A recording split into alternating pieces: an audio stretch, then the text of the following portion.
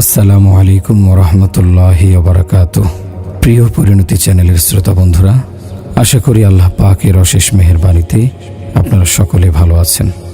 প্রিয় দর্শক, ইসলামে সুগন্ধি ব্যবহার করা প্রিয় রাসূল সাল্লাল্লাহু আলাইহি সাল্লামের একটি সুন্নাহ। সুগন্ধি মনকে পরিশুদ্ধ করে, ইবাদতে মনোযোগ বাড়ায় এবং মানুষের মাঝে একটি সুন্দর প্রভাব সৃষ্টি করে। আপনাদের কেউ যদি খাঁটি, হালাল ও অথেন্টিক আতর বা পারফিউম খুঁজে থাকেন, তবে আমাদের ওয়েবসাইটে ভিজিট করতে পারেন অথবা স্ক্রিনে প্রদর্শিত হোয়াটসঅ্যাপ নম্বরে মেসেজ পাঠাতে পারেন। আমাদের পরিণতি শপে পাবেন 100% অরিজিনাল সুগন্ধি ইনশাআল্লাহ। আপনারা যখনই সময় পান তখনই দেখে নিতে পারেন বা প্রয়োজন অনুযায়ী অর্ডার করতে পারেন। অতিরিক্ত কথা বলার জন্য ক্ষমা প্রার্থী। এবার চলুন আমরা মূল আলোচনায় ফিরে যাই। প্রিয় ভাই ও বোন আমার, শুরু হবে বিচার। জিন ও মানুষের। দাঁড়াতে হবে জিনার মানুষকে মহান রব্বুল আলামিনের সামনে। তোমাকে ডাকা হবে নাম ধরে। মুসনাদে আহমদ ও আবু দাউদ শরীফে হযরত আবু দারদা রাদিয়াল্লাহু আনহু রাসূল সাল্লাল্লাহু আলাইহি ওয়াসাল্লামের হাদিসটি বর্ণনা করেন। রাসূল সাল্লাল্লাহু আলাইহি ওয়াসাল্লাম বলেছেন, কিয়ামতের দিন তোমাদের নাম ধরে ডাকা হবে, সাথে বাবার নামও। কাজেই তোমরা ভালো নাম রাখবে। হযরত আসমা রাদিয়াল্লাহু আনহা বলেন, আমি রাসূলুল্লাহ সাল্লাল্লাহু আলাইহি ওয়াসাল্লামের পবিত্র জবানে শুনেছি, কিয়ামতের দিন সবাইকে এক জায়গায় জড়ো করা হবে। তখন ফেরেশতারা যে কোনো আওয়াজ দিলে সবাই তা শুনতে পাবে। তখন একজন ফেরেশতা ঘোষণা করবেন, সেসব মানুষেরা কোথায় যারা সুখে দুঃখে আল্লাহ তাআলার গুণগান গাইত। এ ঘোষণার পর একজন দুজন করে বড় একটা দল দাঁড়িয়ে যাবে। তারা বিনা হিসাবে জান্নাতে চলে যাবে। তারপর ঘোষক আবার বলবেন, সেসব লোকেরা কোথায় যারা রাতের আরাম ত্যাগ করে আল্লাহ তাআলার ইবাদত করত। ঘোষণা শুনে দাঁড়াবে আরেকটি দল, তারাও বিনা হিসাবে জান্নাতে চলে যাবে। এরপর ঘোষক ফেরেশতা ঘোষণা করবেন, কোথায় সেই লোকগুলো যাদেরকে দুনিয়ার শত ব্যস্ততার মাঝেও আল্লাহ থেকে উদাসীন করতে পারত না। এবারও একদল লোক দাঁড়াবে, তারা বিনা হিসেবে চলে যাবে জান্নাতে। তারপর জাহান্নাম থেকে বের হয়ে আসবে একটা লম্বা গর্দান। সে খুঁজবে অপরাধী। 3 ধরনের মানুষকে সে খুঁজবে, যারা দুনিয়াতে অহংকার করে বেড়াতো, দম্ভ নিয়ে চলত, মানুষকে কষ্ট দিত। তাদেরকে খুঁজে খুঁজে জাহান্নামে নিক্ষেপ করবে। আবার আসবে এবার সে গর্দান, তাদেরকে ধরবে যারা আল্লাহ ও তার রাসূল সাল্লাল্লাহু আলাইহি সাল্লামকে কষ্ট দিত। এদেরকে একটা একটা করে ধরবে, তারপর জাহান্নামে নিক্ষেপ করবে। তারপর আসবে তাদের ধরতে যারা প্রাণীর ছবি আঁকত, ধরবে তাদের, ফেলে দেবে জাহান্নামে। তারপর শুরু হবে হিসাব নিকাশ। ফকিহ আবুল আইস সমরকান্দি রহমতুল্লাহি আলাইহি তার বিখ্যাত গ্রন্থ তামবিহুল গাফিলিন কিতাবে লেখেন, নামাজ কিয়ামতের দিন প্রচণ্ড উত্তাপের মাঝে শান্তিদায়ক ছায়া হবে। জাহান্নামের আগুনের বিরুদ্ধে রুখে দাঁড়াবে দেয়াল হয়ে। ভারী করে দেবে নেক আমলের পাল্লা, আর চোখের পলকে পার করে দেবে পুলসিরাত।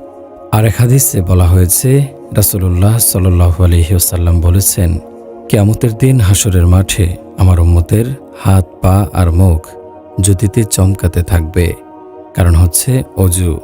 আর এই চিহ্ন দেখেই আমি আমার উম্মতকে আলাদাভাবে চিনতে পারবো অন্য নবীর উম্মতদের থেকে।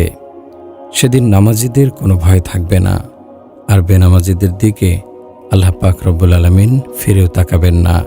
রাসূলুল্লাহ সাল্লাল্লাহু আলাইহি ওয়াসাল্লাম তাদেরকে সুসংবাদ দিয়েছেন, যারা রাতের আধারে মসজিদে গমন করে।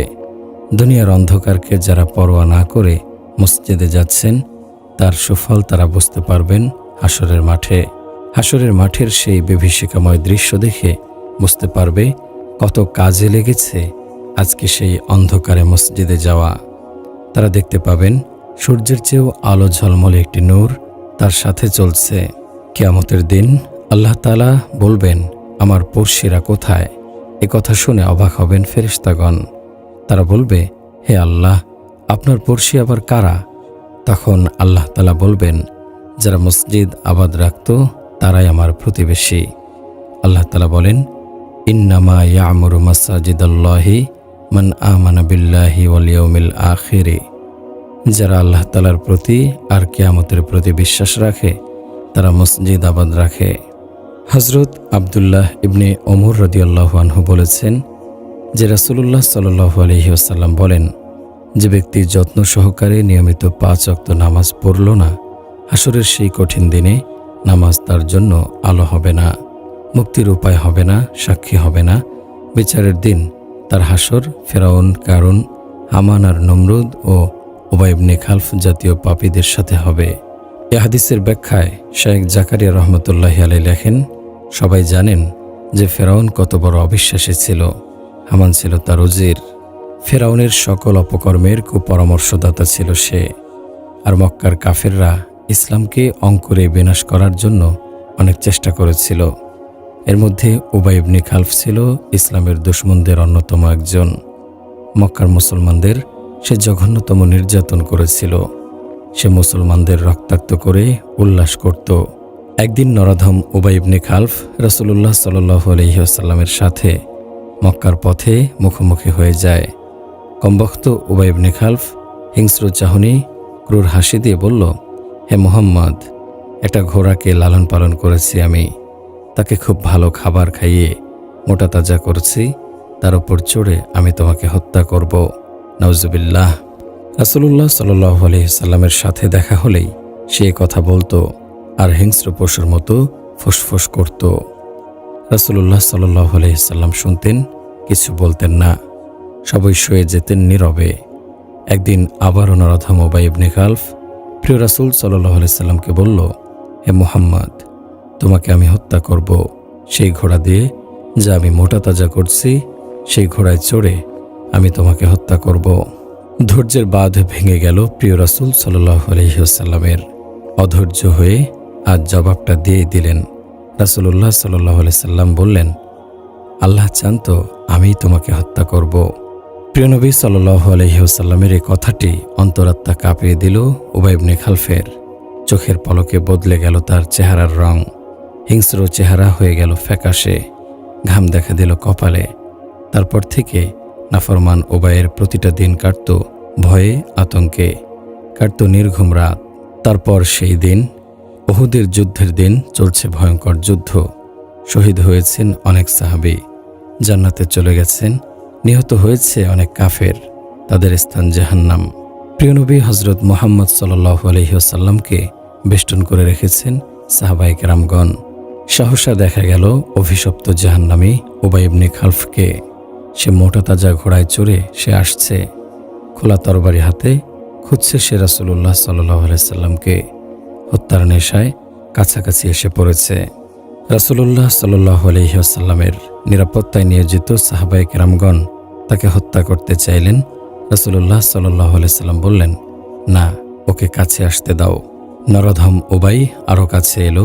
রাসূলুল্লাহ সাল্লাল্লাহু আলাইহি সাল্লাম চোখের পলকে এক সাহাবীর হাত থেকে বর্শা নিয়ে তার দিকে ছুঁড়ে মারলেন। বর্শাটি বাতাস কেটে হালকাভাবে উবাইয়ের ঘাড়ে একটু আঁচড় দিয়ে চলে গেল। ছেড়ে গেল তার ঘাড়ের একটু গোশত। এতেই জমিনে পড়ে গেল উবাই। ঘোড়া তাকে ফেলেই ছুটে পালালো। সে দৌড়ে অনেক কষ্টে ঘোড়ার পিঠে আবার উঠতে পারল, কিন্তু কিছু দূর যাওয়ার পর আবার জমিনে পড়ে গেল। আসলে ঘোড়াও ভয় পেয়ে এত দ্রুত ছুটে চলল যে আরোহী ফেলেই সে পালিয়ে গেল। ভীত সন্ত্রস্ত নরধম উবাই ইবনে খালফ আহত অবস্থায় পৌঁছল নিজ দলের কাছে। হাঁপাচ্ছে সে, চেঁচাচ্ছে আর বলছে, আমাকে মেরে ফেলল। আমি লাত মানাতের কসম করে বলছি, মুহাম্মদ আমাকে খুন করে ফেলল। তার চিৎকার চেঁচামেচি শুনে কাফেররা তো অবাক। তারা বলল, তুমি এমন গাধার মতো চেঁচাচ্ছ কেন? তোমার আঘাত তো মারাত্মক কিছু নয়, এটা এমন কি আঘাত, সামান্য আঁচড়। আর তুমি যেভাবে চিৎকার করছো, মনে হচ্ছে তোমার দেহ অর্ধেক কেটে ফেলেছে। আর বকবক করো না, চুপ করো। সাথীদের এ কথা শুনে রেগে গেল উবাই ইবনে খালফ। বলল, তোমরা চুপ করো, আহাম্মকের দল। এটা সামান্য আঁচড় হলেও তার আঘাত জানো না। এ হচ্ছে মুহাম্মাদের দেয়া আঘাত। তিনি মক্কায় থাকতেই বলেছিলেন খুন করবেন। আমি কসম করে বলছি, তিনি যদি আমার দিকে থুতু নিক্ষেপ করতেন, তাতে আমি মরে যেতাম। তখনও আবু সুফিয়ান মুসলমান হননি। তিনি মক্কার কাফেরদের নেতা উবাইয়ের এই অবস্থা দেখে বলল, কি লজ্জার কথা! ছোটখাটো একটা আঘাতে এমন চেঁচাচ্ছ, কেমন কষ্ট হচ্ছে তোমার? ফ্যাকাশে চেহারায় ভীত কণ্ঠে উবাই বলল, আবু সুফিয়ান, তুমি জানো না এটা কার দেয়া আঘাত? লাত আর উজ্জার কসম করে বলছি, যে যন্ত্রণা আর তীব্র ব্যথা হচ্ছে তা যদি জাজিরাতুল আরবকে ভাগ করে দেই তাহলে সবাই মারা যাবে। মুহাম্মদ সাল্লাল্লাহু আলাইহি ওয়াসাল্লাম সেদিন আমাকে বলেছিলেন, আল্লাহ চান তো আমি তোমাকে হত্যা করব। সেদিন থেকেই আমি নিশ্চিত ছিলাম যে তার হাতে আমার মরণ হবে। তিনি যদি আমার দিকে থুথুও নিক্ষেপ করতেন আমি নিশ্চিত তবু আমি মরে যেতাম। উবাইকে মক্কায় পৌঁছতে হলো না, তার একদিন আগেই সে মারা গেল সামান্য একটি আঁচড়ে। এ ঘটনা থেকে আমাদের অনেক কিছু শেখার আছে। উবাই ইবনে খালফ ইসলাম ও মুসলমানদের নিকৃষ্ট দুশমন। মুসলমানদের খুন পিয়াসী ছিল সে। এমনকি রাসূলুল্লাহ সাল্লাল্লাহু আলাইহি ওয়াসাল্লামকে হত্যার পাকা নিয়ত সে করেছিল। কিন্তু দেখুন, রাসূলুল্লাহ সাল্লাল্লাহু আলাইহি ওয়াসাল্লামের কথার উপর কত গাঢ় বিশ্বাস ছিল তার। রাসূলুল্লাহ সাল্লাল্লাহু আলাইহি ওয়াসাল্লামকে নবী মানেননি, রাসূল সাল্লাল্লাহু আলাইহি ওয়াসাল্লামের নবুয়তের ঘোর বিরোধী ছিল সে। কিন্তু এ কথা জানে যে মুহাম্মদ সাল্লাল্লাহু আলাইহি ওয়াসাল্লাম যখন বলেছেন তখন তার হাতেই আমার মৃত্যু হবে, সেজন্য কোনো ভয়ানক আঘাত করতে হবে না, শুধু থুথু নিক্ষেপ করলে যথেষ্ট। আজ আমাদের অবস্থা কেমন একটু চিন্তা করি। আমরা মুহাম্মদুর রাসূলুল্লাহ সাল্লাল্লাহু আলাইহি ওয়াসাল্লামকে শেষ নবী ও শ্রেষ্ঠ নবী মানি। আমরা দাবি করি আমরা তাকে ভালোবাসি। কিন্তু বলুন তো, প্রিয় নবী সাল্লাল্লাহু আলাইহি ওয়াসাল্লামের কয়টি কথার উপর আমল করছি? বরং তার নিষেধ করা বিষয়গুলোতেই আমাদের আকর্ষণ দিন দিন বাড়ছে। বলুন তো, এটা আল্লাহ ও তার প্রিয় রাসূল সাল্লাল্লাহু আলাইহি ওয়াসাল্লামের নির্দেশের বিরুদ্ধে বিদ্রোহ নয় কি? হযরত ইবনে হাজার আসকালানী রহমতুল্লাহি আলাইহি এ হাদিসের ব্যাখ্যায় বলেন, এসব বড় বড় কাফেরদের সাথে বেনামাজির হাসর হবে। এজন্য হবে যে এসব অবাধ্য রাজ্যের কারণে আল্লাহ তাআলার উপর বিশ্বাস না এনে আল্লাহর ইবাদত করতে অপারগ ছিল, ঠিক সেই একই কারণে লোকজন নামাজ ছেড়ে দেয়। যেমন রাজা বাদশারা নিজের রাজত্ব চালানোর জন্য, এটা নমরুদ ফেরাউনের সাথে মিলে যায়। কিছু লোক মন্ত্রিত্ব বা উচ্চ পদের চাকরির কারণে নামাজ ছেড়ে দেয়, এটা হামানের সাথে মিলে যায়। হামান ফেরাউনের মন্ত্রী ছিল। কিছু লোক ব্যবসা বাণিজ্য সম্পদের জন্য নামাজ তথা দিন থেকে দূরে থাকে, তাদের অবস্থা কারণের সাথে মিলে যায়। কিছু লোক নেতৃত্ব ও সর্দারি রক্ষা করতে গিয়ে দিন ধর্ম তথা নামাজও ছেড়ে দেয়, তাদের সাথে উবাই বিন খালফের অবস্থায় মিলে যায়। সুতরাং যে যার মতো তার হাসর হবে তার সাথে। প্রিয় ভাই ও বোন আমার, দেখুন মুসলমান হয়েও কি ভয়ঙ্কর বিপদের সম্মুখীন এই পর্যায়ের মানুষগুলো। শুধু নামাজ ত্যাগ করার কারণে, অবশ্য কালেমাওয়ালা হওয়ার কারণে কোনো এক সময় জাহান্নামের শাস্তি ভোগ করে সে মুক্তি পাবে, কিন্তু জাহান্নামের ভয়ঙ্কর শাস্তি ভোগ করতে হবে তাকে। আর লাঞ্ছনা আর অপমান তো আছেই। হাসরের দিন বেনামাজির তিনটি শাস্তি হবে। এক, মহান রব্বুল আলামিন তার উপর নারাজ থাকবেন। বলুন তো, যার উপর আল্লাহ রব্বুল আলামিন নারাজ থাকবেন সেই কঠিন মুহূর্তে তার দুর্গতির কোনো শেষ আছে? 2, সে জাহান্নামে যাবে। 3, তার চেহারায় 3টি লাইন লেখা থাকবে, ওহে অকৃতজ্ঞ, তুমি আল্লাহ তাআলার পাওনা আদায় করনি। ওহে, তোমাকে আল্লাহ তাআলা অভিশাপ দিয়েছেন। দুনিয়াতে তুমি যেমন আল্লাহ তাআলার পাওনা পরিশোধ করনি, তেমনি আজ তুমি আল্লাহ তাআলার অনুগ্রহও পাবে না। আল্লাহ আমাদের সবাইকে সহিহ বুঝ দান করুন, আমিন। প্রিয় ভাই ও বোন আমার, কিয়ামতের দিন দাঁড়াতে হবে সব মানুষ আর জিন জাতিকে মহান রবের সামনে হিসাবের জন্য।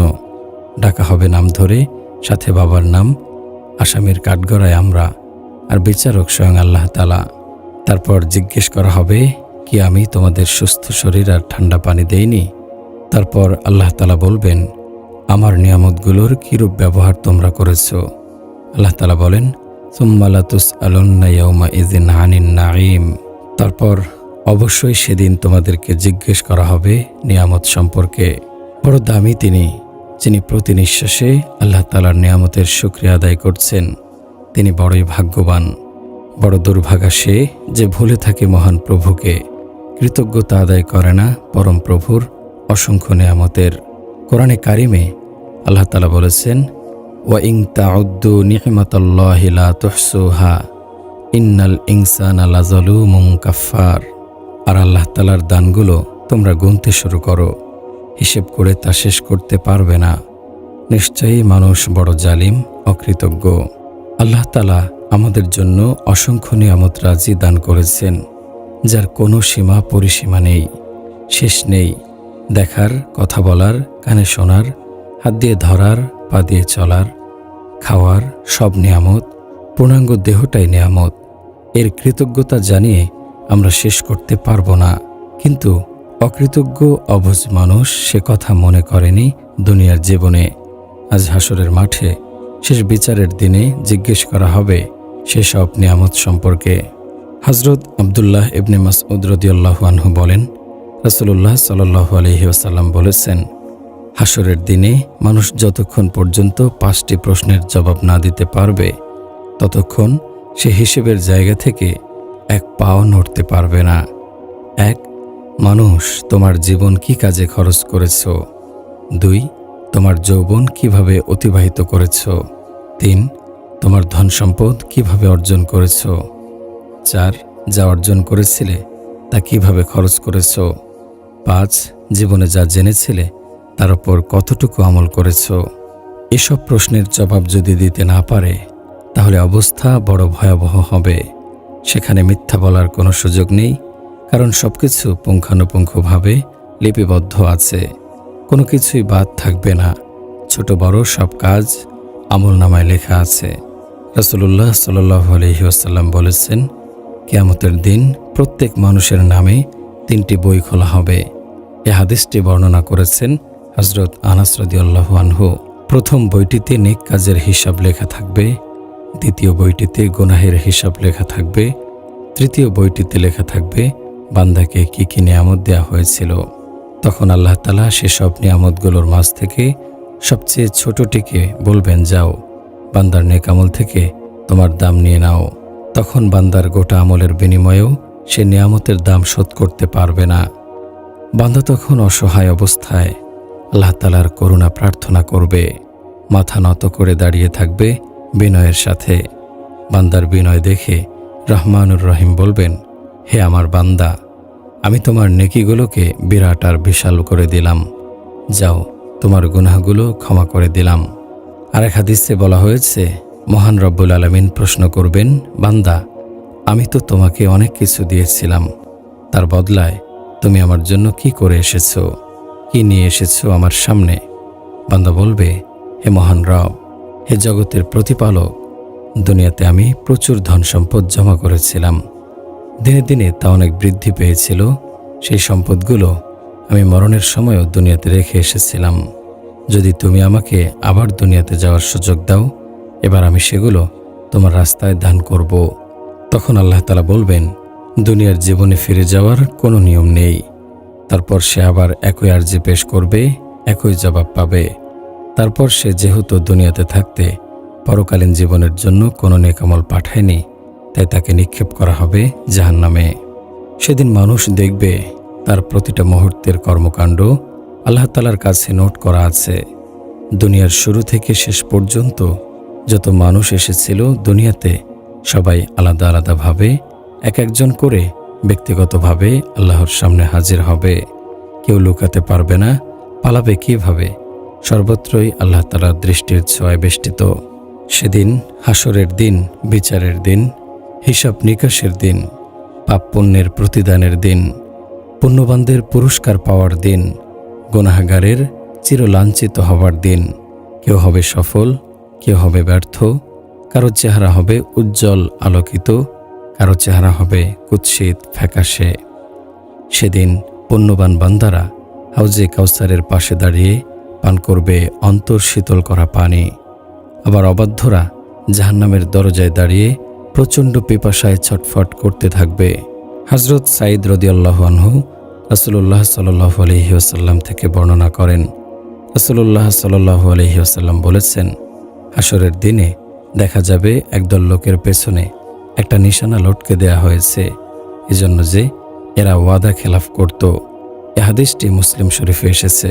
মিশকাত শরীফের এক হাদিসে এসেছে, যার ওয়াদা যত বড় তার নিশানাও তত বড় আর উঁচু হবে। তারপর রাসূলুল্লাহ সাল্লাল্লাহু আলাইহি ওয়াসাল্লাম সতর্ক করে বলেন, সাবধান, যে লোক মানুষের বাদশা বা শাসক, তার ওয়াদা সবার চেয়ে বড়। জালিম বিচারক সম্পর্কে এক হাদিসে এসেছে, অন্যায় বিচারকারীকে সেদিন এমন এক গর্তে ফেলা হবে যার তলায় পৌঁছতে 40 বছর সময় লাগবে। হজরত আবু যর গিফারি রাদিয়াল্লাহু আনহু বলেন, রাসূলুল্লাহ সাল্লাল্লাহু আলাইহি ওয়াসাল্লাম বলেছেন, বান্দার জন্য প্রতিদিন একটা করে নতুন আমলনামা তৈরি হয়। যে লোক শুধু গুনাহই করে, তাওবা করে না, তার সেদিনের আমলনামা কালো হয়ে থাকে। আর যে লোক তাওবা করে, আল্লাহর দিকে ফিরে আসে, আল্লাহ তাআলা তার গুনাহ ক্ষমা করে দেন, তার আমলনামা আলো ঝলমলে হয়ে ওঠে। ফকিহ আবুল আইস সমরকান্দি রহমতুল্লাহি আলাইহি লেখেন, দুজন ফেরেশতা থাকেন প্রতিটি লোকের সাথে। তারা রাত দিন সেই লোকের সমস্ত কর্মকাণ্ড লিখে রাখেন। লোকটি যা করে তারা তা লিখে, শ্বাস নেয় লেখে, মনে মনে জিকির করে তারা লিখে, নেক কাজ করে তারা লিখে, এমনকি নেক কাজের নিয়ত করলেও তা তারা লেখে। পাপ করে তা লেখে, তবে বান্দার তাওবার অপেক্ষায় থাকে। যদি বান্দা তাওবা করে তাহলে আল্লাহ তা মাফ করে দেন, ফেরেশতারা সে গুনাহ মুছে দেন। এভাবেই ওই দুজন সম্মানিত ফেরেশতা একজন মানুষের প্রতিটি মুহূর্ত বিন্দু পরিমাণও লিখে রাখেন, ধারণ করে রাখেন। মানুষের প্রতিটি মুহূর্ত এদের নখদর্পণে পরিষ্কার স্পষ্ট করে লিপিবদ্ধ থাকে আমলনামায়।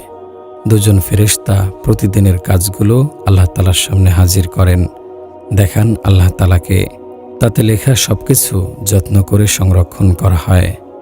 একদিন বান্দার মৃত্যুর সময় এসে যায়, প্রাণ পাখি বেরিয়ে যায় খাঁচা ছেড়ে, তখন ওই আমলনামাগুলো মালার মতো পরিয়ে দেয়া হয় গলায়। হার যেমন গলার সৌন্দর্য বাড়িয়ে তোলে, তেমনি বান্দার নেক আমলগুলো যখন গলায় মালার মতো পরিয়ে দেয়া হয়, তখন তা বান্দার জন্য সৌন্দর্যের কারণ। আর পাপীকে তার পাপ কাজগুলোর আমলনামা যখন গলায় পরানো হয়, তখন তাকে আরও কুৎসিত করে তোলে। হাসরের দিন আল্লাহ তাআলা মানুষের আমলনামা প্রকাশ করবেন। বান্দা তার আমলনামা খোলা দেখতে পাবে। তখন তাকে বলা হবে, পড়ো তোমার আমলনামা, তুমি যা করেছ দুনিয়াতে। বান্দা পড়বে তার আমলনামা। নেককার তার আমলনামা পড়বে, খুশিতে তার চেহারা উজ্জ্বল হয়ে উঠবে। বদকার যখন পড়বে তার আমলনামা, সে অবাক হবে, নিজেকে ধিক্কার দেবে, আফসোস করবে, দিশেহারা হয়ে পালাবার পথ খুঁজতে থাকবে। কারণ সে যখন তার আমলনামা পড়বে, দেখবে সেখানে কিছুই বাদ পড়েনি।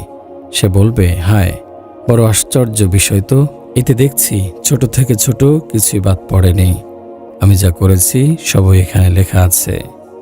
আর অবিশ্বাসী কাফের, এরাও আমলনামা হাতে পাবার অপেক্ষা করবে। তখন ফেরেশতারা তাদের আমলনামা নিয়ে আসবে, বলবে, নাও তোমাদের আমলনামা। আকস্মিক আওয়াজ হবে, আর ভাঙ্গার আওয়াজ।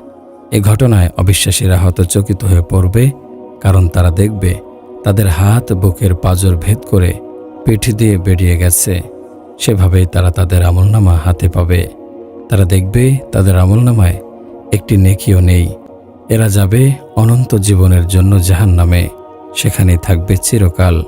আল্লাহ তাআলা পবিত্র কোরআনে বলেছেন, অতারা কুল্লা উম্মাতিন জাসিয়াহ কুল্লু উম্মাতিন তুদআ ইলা কিতাবিহা আল-ইয়াওমা তুজজাউনা মা কুনতুম তা'মালুন হাযা কিতাবুনা ইয়ানতিকু আলাইকুম বিল হাক্কি ইন্না কুন্না নাস্তানসিখু মা কুনতুম তা'মালুন। সেদিন আপনি দেখবেন প্রত্যেক উম্মতকে মাথা নিচু করে আছে। সবাইকে তাদের আমলনামা দেখতে বলা হবে।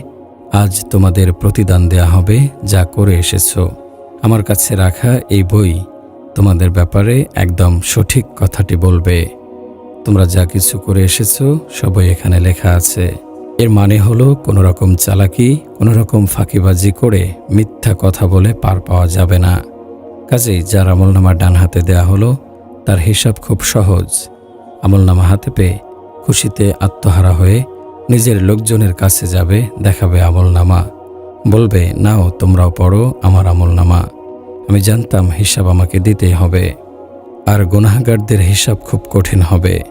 যে মানুষ দুনিয়ার জীবনকেই আসল মনে করেছিল, দুনিয়ার চাওয়া পাওয়া, ধন সম্পদ, ভোগবিলাস অর্জন করাকে জীবনের উদ্দেশ্য করে নিয়েছিল, গুরুত্ব দেয়নি পরকালীন জীবনকে, মৃত্যুর পরের জীবনের ব্যাপারে ছিল বেখেয়াল, উদাস। তার এসব কাজ আল্লাহ তাআলা দেখেছেন, অপেক্ষায় ছিলেন সে ফিরে কিনা। কিন্তু সে ফেরেনি, তাওবা করেনি। সে শোনেনি নবী রাসূলদের কথা, শোনেনি আলেমদের সতর্কতা, তুচ্ছ তাচ্ছিল্য করে দূরে ঠেলে দিয়েছে, আজ তার জন্য বড়ই বিপদ। অবাধ্যতার শাস্তি তাকে পেতেই হবে। তারপর জাহান্নামের আগুনে লক্ষ লক্ষ বছর জ্বলে পড়ে হয়তো মুক্তি পেতে পারে।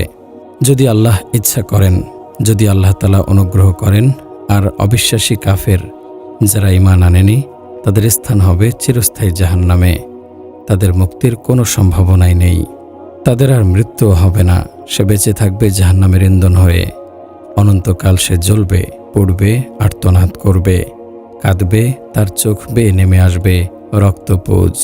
সে সেই ভয়াল যন্ত্রণাময় বীভৎস শাস্তি থেকে বাঁচতে চাইবে। তার চিৎকার বাড়তেই থাকবে বিরতিহীন। তখন আল্লাহ তাআলা জাহান্নামের দারোগা মালিককে বলবেন, জাহান্নামের দরজায় তালা লাগিয়ে দাও, যেন তাদের চিৎকার বাইরে না আসে।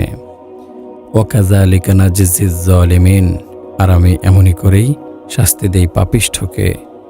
আরেক আয়াতে আল্লাহ তাআলা বলেন, ফাইন্নাহুম ইয়াওমাইযিন ফিল আযাবি মুশতারিকুন ইন্না কাযালিকা নাফআলু বিল মুজরিমিন ইন্নাহুম কানু ইযা কিলা লাহুম লা ইলাহা ইল্লাল্লাহ ইস্তাকবিরুন ওয়া ইয়াকুলুনা আইন্না লাতারিকু আলিহাতিনা লিশাইরিম মাজনুন। ওরা সবাই সেদিন আযাবে শরীক থাকবে। পাপিষ্ঠদেরকে আমি এমনই করেই সাজা দেই। যখন ওদের বলা হতো আল্লাহ ছাড়া আর কোনো উপাস্য নেই, তখন তারা অহংকার দেখাতো আর বলতো কি, আমরা একজন পাগল কবির কথা শুনে আমাদের খোদাগুলোকে ছেড়ে দেব? প্রিয় ভাই ও বোন আমার, মৃত্যু এমন এক বাস্তবতা, পরকাল এমন এক অটল বাস্তবতা, যা অবধারিত, তা ঘটবেই। এমন সুপ্রতিষ্ঠিত সত্য থেকে পালাবার পথ নেই। যালিকা মা কুনতা মিনহু তাহিদ, তুমি মৃত্যু থেকেই পালিয়ে বেড়াতে। তাহিদ অর্থ পালানো, সরে যাওয়া। এখানে সাধারণ মানুষকে তুমি বলে সম্বোধন করা হয়েছে। মানুষ মৃত্যু থেকে পালাতে চায়, এটা তার স্বাভাবিক মনোবৃত্তি। মৃত্যুকে স্মরণ করা কারো কামনা নয়। প্রায় সবাই মৃত্যুকে ভয়ঙ্কর একটা মহাবিপদ বলে মনে করে। সবাই বাঁচতে চায়, কিন্তু দুনিয়া দুদিনের, এখান থেকে যেতেই হবে। ক্ষণস্থায়ী এ রঙিন দুনিয়ার মায়া ছেড়ে বেশিরভাগই যেতে চায় না। বাঁচার বাসনা বড় তীব্র, কিন্তু বাঁচতে পারল না কেউই। এমনকি এ জগৎ, যার মায়ায় মানুষ মরতে চায় না, তারও একদিন ধ্বংস আছে। জগতের মৃত্যু হবে, পূর্ণ হবে না আমাদের বেঁচে থাকার বাসনা। মৃত্যু আসবেই, যতই পালাই না কেন, পালাবার পথ নেই। এ যে বাস্তব সত্য, অবধারিত, অলঙ্ঘনীয়। প্রিয় ভাই ও বোন আমার, মৃত্যুর পূর্বে মৃত্যুর প্রস্তুতি নিতে হবে। আল্লাহর বান্দা, আল্লাহর হয়ে যেতে হবে। এছাড়া কোনো উপায় নেই। আল্লাহ তাআলার রাজি খুশির দিকে এগিয়ে যাওয়াই আমাদের সফলতা। আল্লাহ তাআলা যখন ডাকছেন, বড় মায়া করে ডাকছেন, আসো বান্দা, আমার হয়ে যাও, আমার দিকে আসো। পবিত্র কোরআনে অনেক আয়াতে ব্যাপারে বলা হয়েছে, ওয়াসজুদ ওয়াকতারিব, সিজদা করো আর আমার কাছের হয়ে যাও। হাদিসে পাকে বলা হয়েছে, মানুষ আল্লাহ তাআলার সবচেয়ে কাছের তখন হয়ে যায় যখন সিজদায় থাকে। আল্লাহ তাআলা বলেছেন, ইয়া ইবনু আদমা ইন্নী লাকা মুহিব্বুন ফাহাক্কি আলাইকা কুল্লুম মুহিব। হে বনি আদম, আমি তোমাকে ভালোবাসি, তোমার উপর আমার ভালোবাসার দাবি, তুমি আমাকে ভালোবাসা দাও। ইয়া ইবনু আদমা ইং জাকারতানি ইয়া ইবনু আদমা ইং জাকারতানি জাকারতুকা। হে আদম সন্তান, তুই আমাকে স্মরণ কর, আমি তোকে স্মরণ করব। ওয়া আন্নাসিতানি জাকারতুকা, তুমি আমাকে যদি ভুলে যাও, তবু আমি তোমাকে কখনো ভুলি না। তাসফিনি উসফিকা, আমার সাথে বন্ধুত্ব করো, আমিও হব তোর বন্ধু। এসব হাদিস থেকে প্রমাণিত হয়েছে যে মহান রব্বুল আলামিনের সাথে বান্দার গভীর সম্পর্ক আছে। পাশে থাকার, কাছে থাকার একটা ব্যাপার আছে। অন্য হাদিসে আল্লাহ তাআলা বলেছেন, বান্দা তুমি আধ হাত আমার দিকে এগিয়ে আসো, আমি এক হাত এগিয়ে যাব তোমার দিকে। তুমি এক হাত এগিয়ে আসো, আমি দু হাত এগিয়ে আসব। তুমি হেঁটে আসবে, আমি দৌড়ে তোমার দিকে আসব। তার মানে হলো আল্লাহ তাআলার রহমত দৌড়ে আসে। আল্লাহ তাআলার রহমান রাহিম। বান্দা সামান্য আগ্রহী হলে আল্লাহর রহমত, আল্লাহর দয়া তাকে বেষ্টন করে নেবে। আর এক হাদিসে আছে, বান্দা যখন আল্লাহ তাআলাকে ডাকে, বান্দা যখন বলে, আল্লাহ মহান রব্বুল আলামিন 70 বার তার জবাব দেন। বলেন, লাব্বাইক ইয়া আবদি, আমি হাজির আছি হে আমার বান্দা। একবার ডাকলে জবাব দেন 70 বার। এক মূর্তি পূজক ছিল, মূর্তি পূজা করত। 70 বছর যাবৎ সে পাথরের তৈরি মূর্তিকে খোদা মনে করে পূজা করছে। আল্লাহ তাআলা সম্পর্কে কিছুই সে জানত না। সে সনম সনম বলে 70 বছর কাটিয়ে দিয়েছে। 70 বছর পর একদিন হঠাৎ তার জবান দিয়ে একটি শব্দ বের হলো, সামাদ। এটি আল্লাহ তাআলার সিফাতি নাম। সাথে সাথে গায়েব থেকে আওয়াজ আসলো, লাব্বাইক ইয়া আবদি, আমি হাজির বান্দা। ফেরেশতাগণ বিস্মিত, তারা আরজি পেশ করল, হে আল্লাহ, এই মূর্তি পূজক তো আপনার সম্পর্কে কিছুই জানে না। সে ভুলে সামাদ বলে ফেলেছে, আর আপনি তার ডাকে সাড়া দিলেন।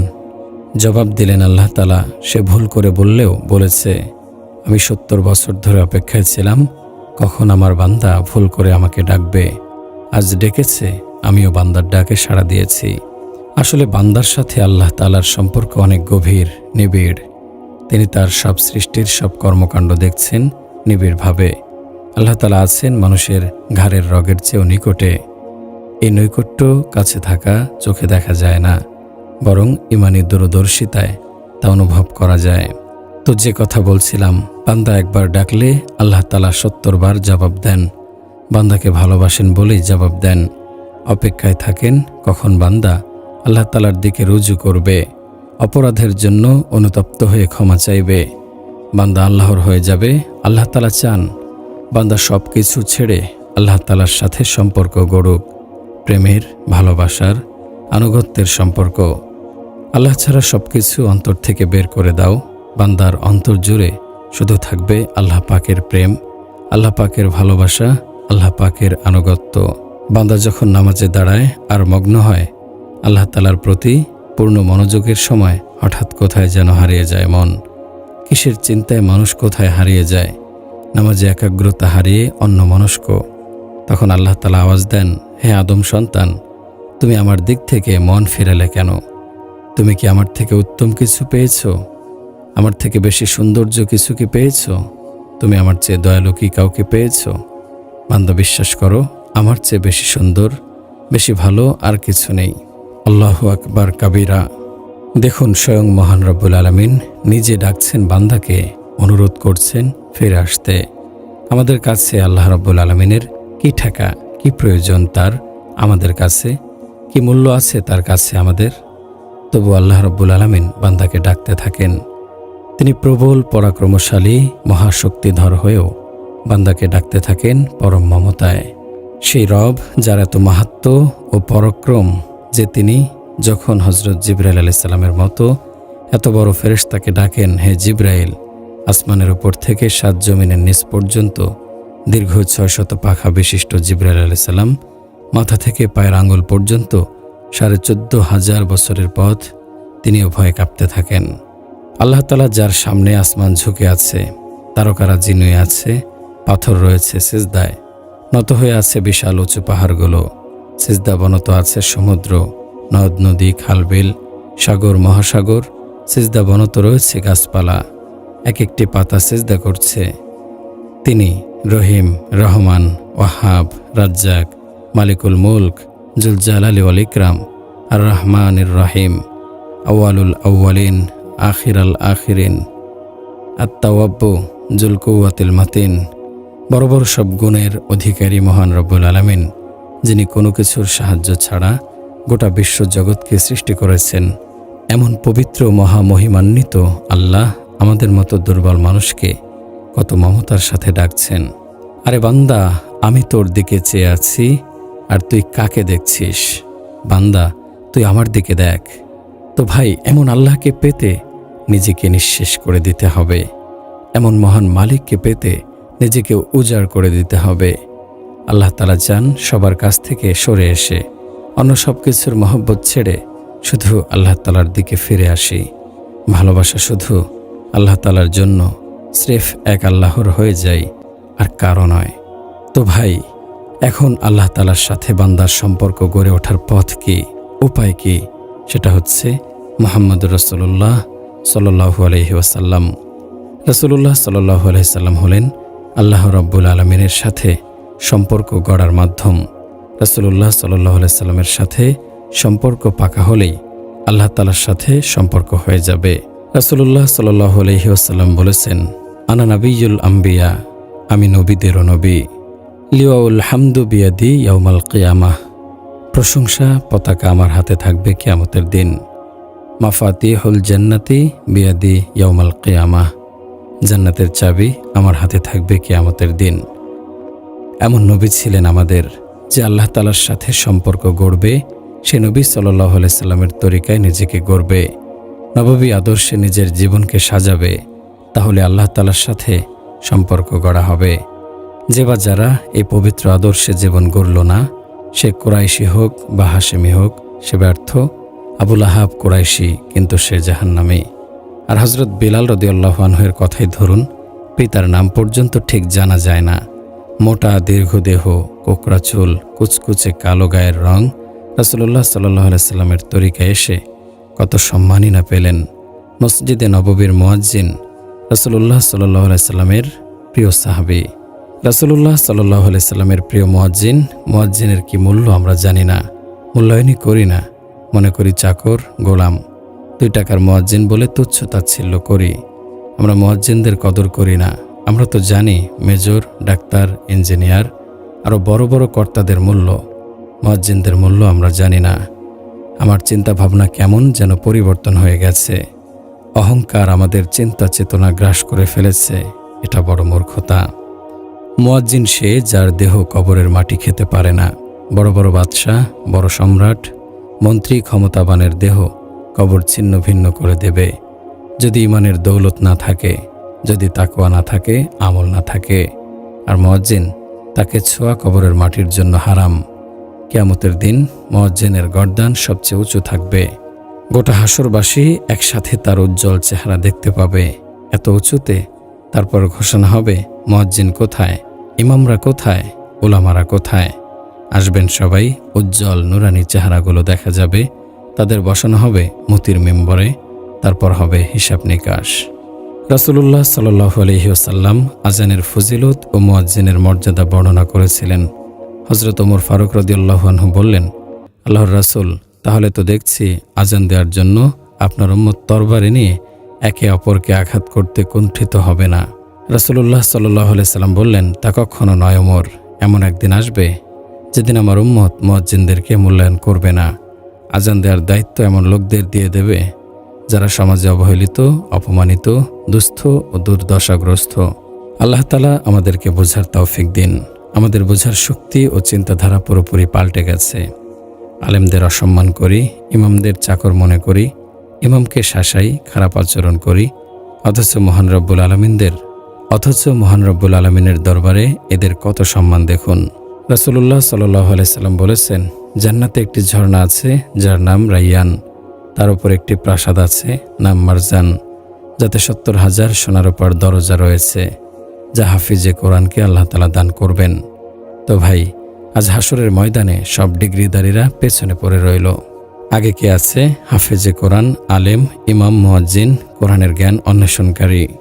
বলছিলাম হযরত বেলাল রাদিয়াল্লাহু আনহু এর কথা। তার মর্যাদা এমন স্তরে পৌঁছেছিল যে রাসূলুল্লাহ সাল্লাল্লাহু আলাইহি সাল্লাম বলেন, হাসরের মাঠে আমার ডান পাশে উঠবে আবু বকর, বাম পাশে উঠবে ওমর, আর আমার পায়ের দিক থেকে উঠবে বেলাল। সমস্ত মানুষ হাসরের মাঠে চলবে পায়ে হেঁটে, আর রাসূলুল্লাহ সাল্লাল্লাহু আলাইহি সাল্লাম চলবেন বোরাকে চড়ে। হযরত বেলাল রাদিয়াল্লাহু আনহু সাদা রঙের উটে আগে এগিয়ে যাবেন। হাসরের মাঠে বেলাল রাদিয়াল্লাহু আনহু আজান দেবেন। সমগ্র মানব জাতি আজানের আওয়াজ শুনতে পাবে। যখন আশহাদু আল্লা ইলাহা ইল্লাল্লাহ বলবে, তখন সমগ্র হাসরবাসী বলবে, সাদাক্তা সাদাক্তা, সত্য বলেছে, সত্য বলেছে।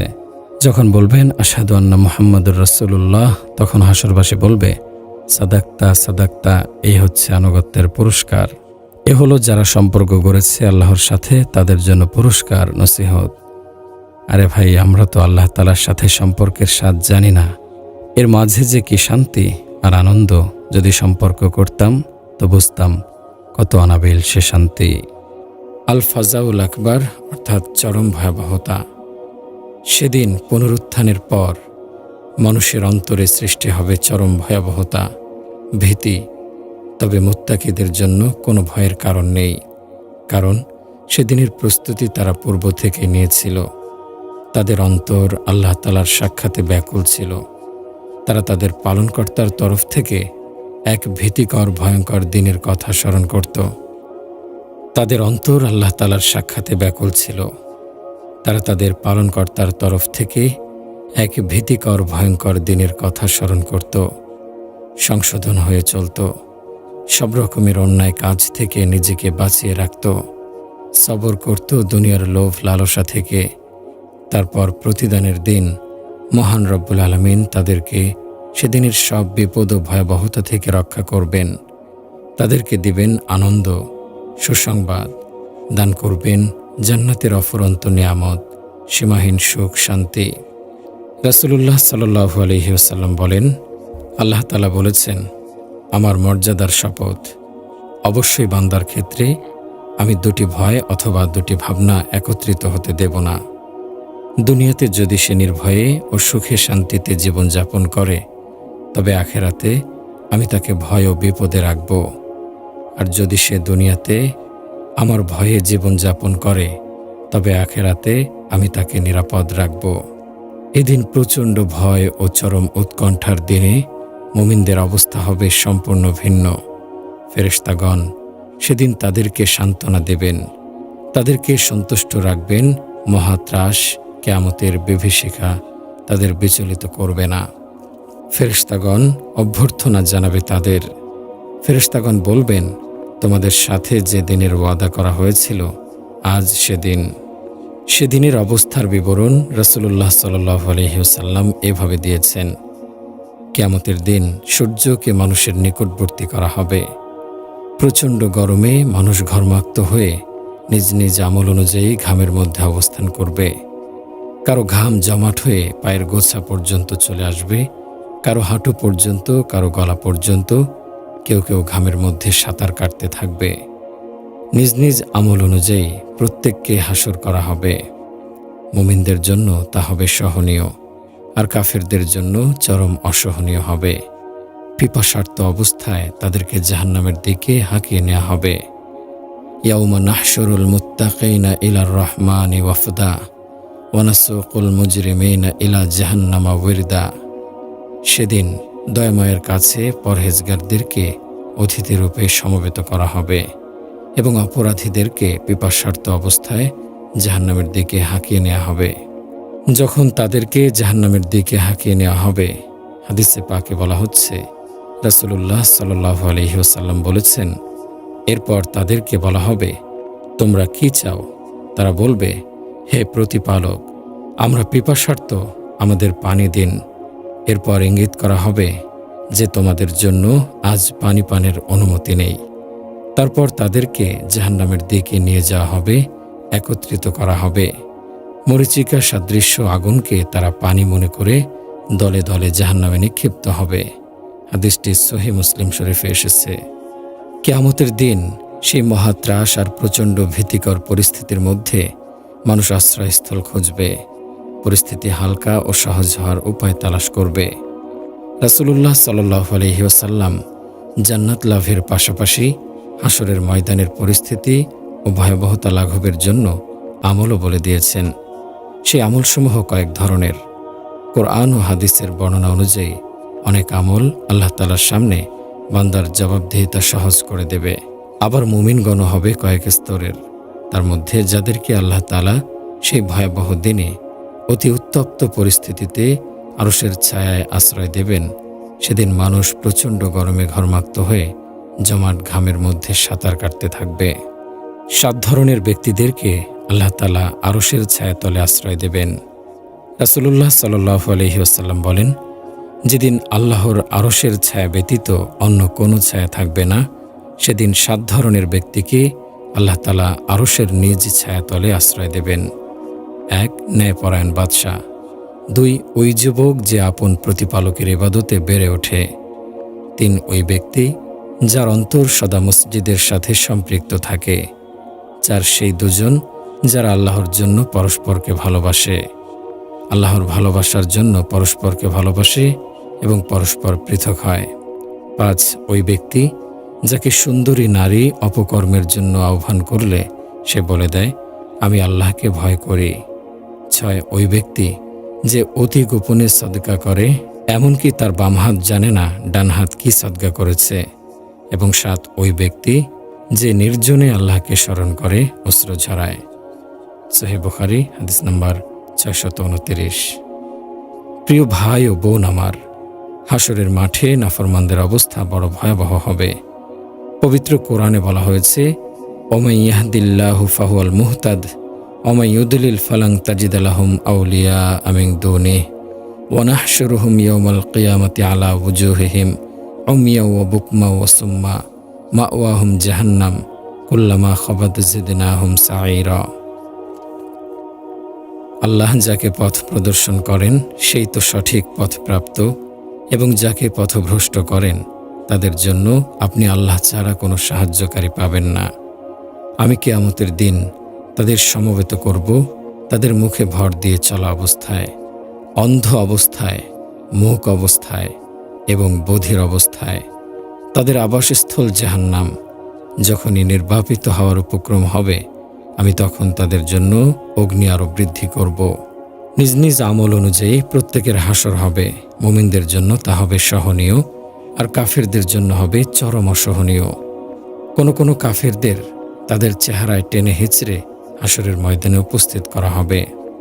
হযরত আনাস রাদিয়াল্লাহু আনহু বর্ণনা করেন, এক ব্যক্তি জিজ্ঞেস করল, হে আল্লাহর রাসূল, কাফেরদেরকে উপর করে তাদের চেহারায় টেনে হাসর করানো হবে। এক ব্যক্তি জিজ্ঞেস করল, হে আল্লাহর রাসূল, কাফেরদেরকে উপর করে তাদের চেহারায় টেনে হাসর করানো হবে?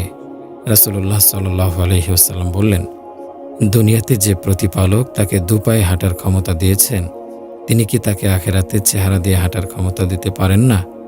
আর একত্ববাদে বিশ্বাসী ও শিরক থেকে মুক্ত থেকে যারা মৃত্যুবরণ করেছে, তবে ভিন্ন অপরাধে জড়িত ছিল, বড় গুনাহ বা ছোট গুনাহ, তাদের ফয়সালা আল্লাহ তাআলার ইচ্ছাধীন। চাইলে তিনি তাদের সাজা দেবেন অথবা মাফ করে দেবেন। হাসরের ময়দানে অপরাধীদের অবস্থা সম্পর্কে অসংখ্য হাদিস বর্ণিত আছে। তাদের অবস্থা হবে বিভিন্ন রকম। হাদিসে পাকে সুসংবাদও এসেছে, আবার দুঃসংবাদও এসেছে। রাসূলুল্লাহ সাল্লাল্লাহু আলাইহি ওয়াসাল্লাম এমন কিছু কাজ থেকে সতর্ক করে গেছেন, যার দরুন হাসরের ময়দানে কঠিন পরিস্থিতির সম্মুখীন হতে হবে। যাকাত না দেয়া বা অবহেলা করা। প্রিয় ভাই ও বোন, সেদিন কি অবস্থা হবে? যারা সম্পদ জমা করেছিল সে সম্পদের যাকাত দেয়নি, সেদিন তারা থাকবে মহা বিপদে। কারণ তারা সম্পদে আল্লাহ তাআলার অংশকে আবদ্ধ করে রেখেছিল, বঞ্চিত করেছিল গরিব দুঃখী মানুষকে। হাদিসে পাকে এসেছে, রাসূলুল্লাহ সাল্লাল্লাহু আলাইহি ওয়াসাল্লাম বলেছেন, আল্লাহ রাব্বুল আলামিন যাকে সম্পদ দিয়েছিলেন, তারপরও সে তার যাকাত আদায় করেনি, কিয়ামতের দিন তার সম্পদকে দুটি ভয়ানক দাঁতযুক্ত সাপের আকৃতিতে তার গলায় পেঁচিয়ে দেয়া হবে। সাপ বলবে, আমি তোমার সেই সম্পদ, তোমার রত্ন ভাণ্ডার। হাদিসটি বুখারী শরীফে এসেছে। তারপর রাসূলুল্লাহ সাল্লাল্লাহু আলাইহি ওয়াসাল্লাম এই আয়াতে কারিমা তেলাওয়াত করেন, ওয়ালা ইয়াহসাবান্নাল্লাযীনা ইয়াবখুলুনা বিমা আতাহুমুল্লাহু মিন ফাদলিহি হুয়া খায়রুল লাহুম বাল হুয়া শাররুল লাহুম সায়ুতাওয়াকুনা মা বাখিলু বিহি ইয়াওমাল কিয়ামাহ ওয়ালিল্লাহি মিরাসুস সামাওয়াতি ওয়াল আরদি আল্লাহু বিমা তা'মালুনা খাবীর। মহান আল্লাহ তাআলা তাদেরকে নিজের অনুগ্রহে যা দান করেছেন, তাতে যারা কৃপণতা করে, এই কার্পণ্য তাদের জন্য মঙ্গলকর হবে বলে তারা যেন ধারণা না করে, বরং এটা তাদের পক্ষে একান্তই ক্ষতিকর প্রতিপন্ন হবে। যাতে তারা কার্পণ্য করে সে সমস্ত ধন সম্পদকে কিয়ামতের দিন তাদের গলায় বেড়ি বানিয়ে পরানো হবে। আর আল্লাহ হচ্ছেন আসমান জমিনের পরম সত্ত্বাধিকারী। আর যা কিছু তোমরা করো, আল্লাহ সে সম্পর্কে জানেন।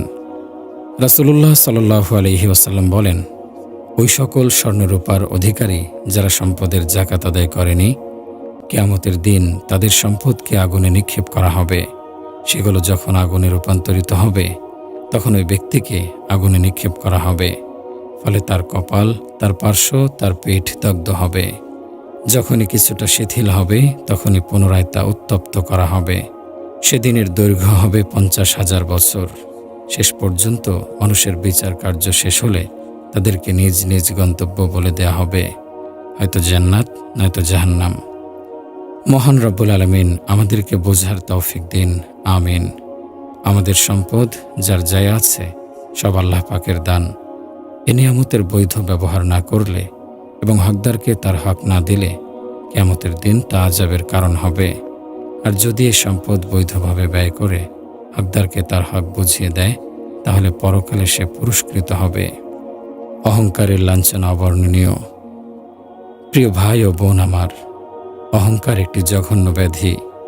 অহংকারীদেরকে আল্লাহ তাআলা পছন্দ করেন না। আল্লাহ পাক পবিত্র কোরআনের বিভিন্ন জায়গায় অহংকারী ও দাম্ভিকের জঘন্যতা ও জঘন্য পরিণতি বর্ণনা করেছেন। সাআসরিফু আন আয়াতি আল্লাযীনা ইয়াতাকাব্বারুনা ফিল আরদি বিগাইরিল হাক্কি। আমি আমার নিদর্শনসমূহ হতে তাদেরকে ফিরিয়ে রাখি যারা পৃথিবীতে অন্যায়ভাবে অহংকার করে। কাযালিকা ইয়াতবাউল্লাহু আলা কুল্লি কলবি মুতাকাব্বিরিন জাব্বার। এভাবেই আল্লাহ তাআলা প্রত্যেক দাম্ভিক অহংকারের হৃদয়কে মোহরযুক্ত করে দেন।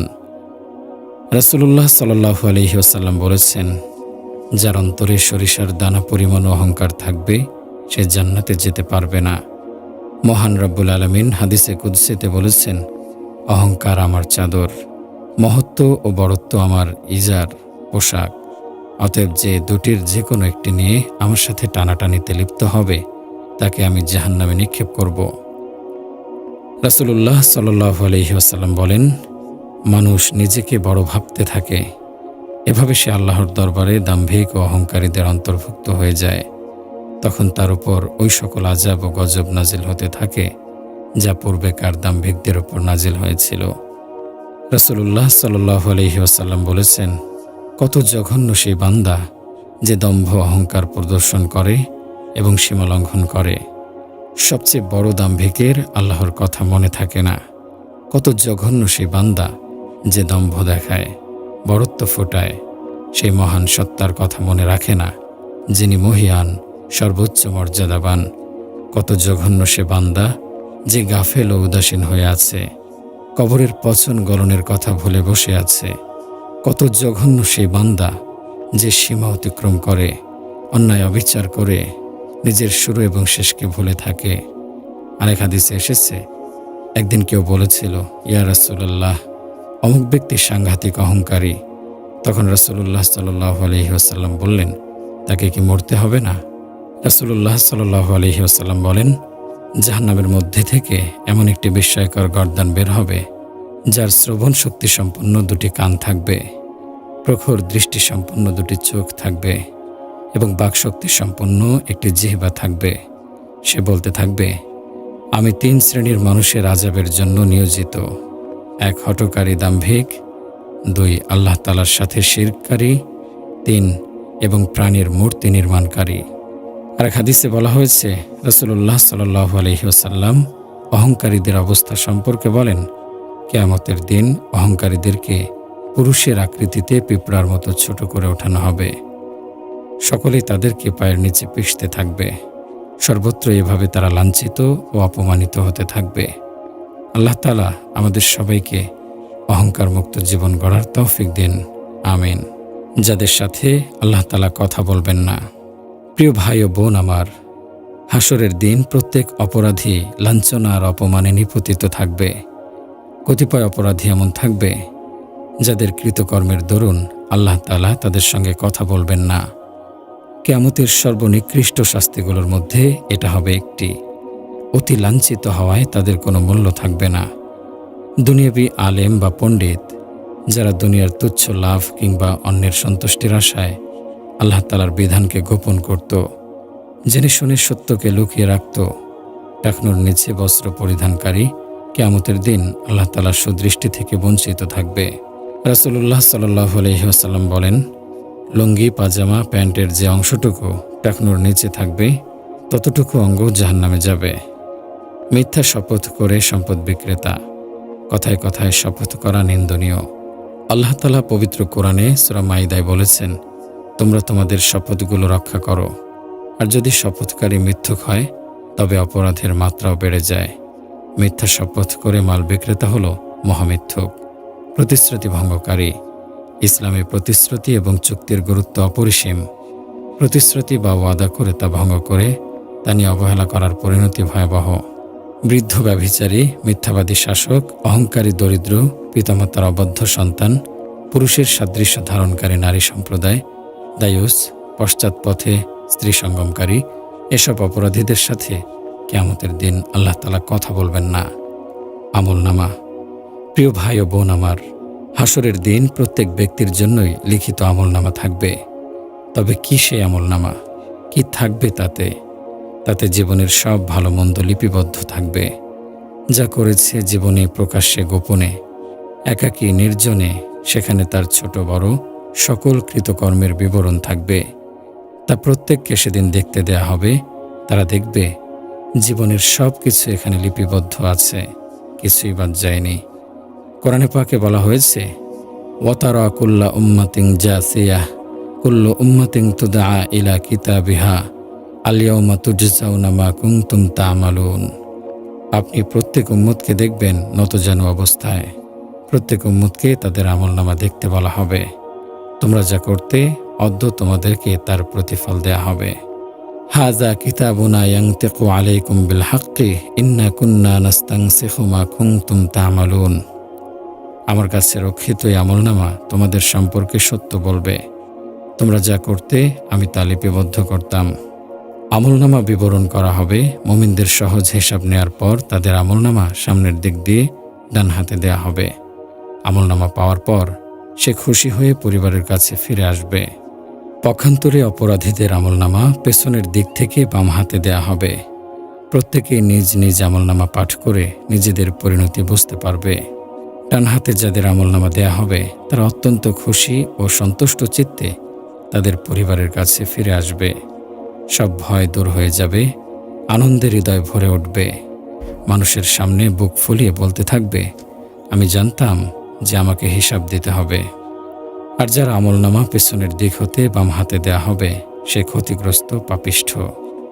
যারা জীবনকে হেলাফেলায় নষ্ট করেছে, পরকাল ধ্বংস করেছে, তাদের চেহারা হবে সেদিন কালো। সে বলবে, হায়, যদি আমাকে আমার আমলনামা না দেয়া হতো, আমি যদি না জানতাম আমার হিসাব, হায়, আমার মৃত্যু যদি শেষ হতো, আমার ধন সম্পদ আমার কোনো কাজে আসলো না। মানুষ যখন তাদের আমলনামা গ্রহণ করবে তখন থেকে তাদের উপস্থিতি ও হিসাব কার্য শুরু হয়ে যাবে। সবাই আল্লাহ তাআলার সামনে উপস্থিত হবে। এ পর্যায়ে কোনো হিসাব নিকাশ থাকবে না। সকলেই শুধু আল্লাহ তাআলার সামনে দণ্ডায়মান থাকবে। জিন, ইনসান, পশু পাখি, সকল সৃষ্টি আল্লাহর সামনে আসবে। কোনো কিছু গোপন থাকবে না। এ উপস্থিতিতে আমলনামা পরীক্ষা নিরীক্ষা চলবে। বান্দাকে জিজ্ঞেস করা হবে, আমার প্রেরিত পুরুষদের তোমরা কি উত্তর দিয়েছিলে? দুনিয়াতে তোমরা কোনো কাজে লিপ্ত ছিলে? সে সময়টি অত্যন্ত কঠিন ও ভয়াবহ হবে। ভয়ে পা পিছলে যাবার উপক্রম হবে। শিশু বৃদ্ধের রূপ নেবে, জিহ্বা কথা বলতে শুরু করবে। বিচার দিবসে বান্দাদের হিসাব গ্রহণ আল্লাহ তাআলার ন্যায় বিচারের বহিঃপ্রকাশ। বিচার দিবসে বান্দাদের হিসাব গ্রহণ আল্লাহ তাআলার ন্যায় বিচারের বহিঃপ্রকাশ। সুতরাং যে সৎকর্ম করেছে, আল্লাহর নৈকট্য অর্জন করেছে, পাপিষ্ঠ ও সীমালঙ্ঘনকারীরা কখনো তাদের সমকক্ষ হতে পারবে না। আমল অনুযায়ী মানুষের হিসাব বিভিন্ন রকম হবে। কেউ কেউ বিনা হিসাবে জান্নাতে প্রবেশ করবে, কারো কারো হিসাব সহজ হবে, আবার কারো কারো হিসাব হবে অত্যন্ত কঠিন। যারা বিনা হিসাবে জান্নাতে চলে যাবে সংখ্যায় তারা হবে ৭০,০০০। এরা হবে উম্মতের শ্রেষ্ঠ অংশ, যারা ঈমান, তাকওয়া, সবর ও জিহাদে অগ্রগামী ছিল। ৭০,০০০ লোক বিনা হিসাবে জান্নাতে প্রবেশ করবে। তাদের কোনো হিসাব গ্রহণ করা হবে না। অন্যদের মতো তাদের আমলনামা নিরীক্ষণ করা হবে না। আল্লাহ তাআলা আমাদেরকে সেই দলে অন্তর্ভুক্ত করুন। রাসূলুল্লাহ সাল্লাল্লাহু আলাইহি ওয়াসাল্লাম বলেন, নিশ্চয়ই আল্লাহ তাআলা মুমিনদের নিকটবর্তী হয়ে তাকে রহমতের ডানা দিয়ে ঢেকে বলবেন, তোমার কি অমুক অমুক গুনাহের কথা মনে আছে? বান্দা বলবে, হ্যাঁ, আমার মনে আছে হে আল্লাহ। শেষ পর্যন্ত যখন সে তার সকল গুনাহের স্বীকারোক্তি দেবে, সে মনে মনে ভাববে যে সে ধ্বংস হয়ে গেছে। তখন আল্লাহ তাআলা বলবেন, দুনিয়াতে তোমার এই অপরাধগুলো আমি গোপন রেখেছিলাম, আর আজ এগুলো ক্ষমা করে দিলাম। এরপর তাকে সৎকর্মের আমলনামা দেয়া হবে। এজন্য বেশি করে দোয়া করা, হে আল্লাহ আমার হিসাব সহজ করে দিন।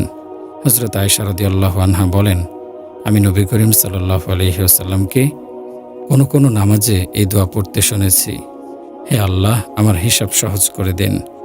নামাজ থেকে ফারেক হওয়ার পর আমি জিজ্ঞেস করলাম, হে আল্লাহর রাসূল, সহজ হিসাব কি? উত্তরে রাসূলুল্লাহ সাল্লাল্লাহু আলাইহি সাল্লাম বললেন, আমলনামার দিকে তাকিয়েই ছেড়ে দেয়া, ক্ষমা করে দেয়া। বিচার দিবসে বান্দাদের হিসাব গ্রহণ আল্লাহ তাআলার ন্যায় বিচারের বহিঃপ্রকাশ। সুতরাং যে সৎকর্ম করেছে, আল্লাহর নৈকট্য অর্জন করেছে, পাপিষ্ঠ ও সীমালঙ্ঘনকারীরা কখনো তাদের সমকক্ষ হতে পারবে না। আমল অনুযায়ী মানুষের হিসাব বিভিন্ন রকম হবে। কেউ বিনা হিসাবে জান্নাতে প্রবেশ করবে, কারো হিসাব সহজ হবে, আবার কারো হিসাব হবে অত্যন্ত কঠিন। যারা বিনা হিসাবে জান্নাতে চলে যাবে, সংখ্যায় তারা হবে ৭০,০০০।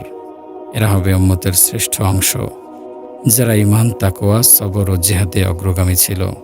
৭০,০০০ লোক বিনা হিসাবে জান্নাতে প্রবেশ করবে, তাদের কোনো হিসাব গ্রহণ করা হবে না।